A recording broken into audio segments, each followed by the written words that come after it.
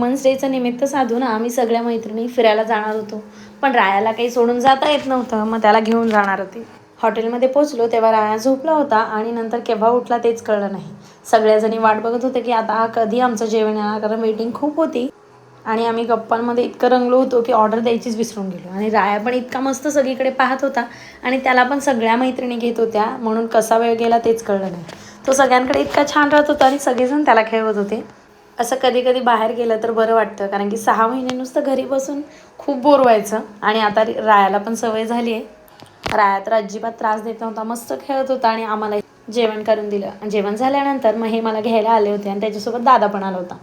रात्री मला घेऊन आल्यानंतर हे दोघं कुठे बाहेर गेले होते तेच मला कळत नव्हतं. आणि मी नंतर बघितलं तर हे केक घेऊन आले होते, कारण की माझा 9 तारखेला बड्डे होता आणि रात्री 12 वाजता हे दोघं माझा केक कापणार होते. वुमन्स डेला आम्ही बाहेर जेवायला गेलो, म्हणून मला लक्षातच नव्हतं की दुसऱ्या दिवशी माझा बड्डे आहे.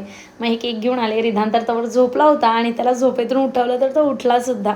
आणि मग आता केक कट करणार होतो. तेवढ्यातल्या तेवढ्यात आपल्या चौघांमध्ये पण केक कट करणं खूप आनंदाचा क्षण होता आणि मला थोडंसं इमोशनल झालं होतं.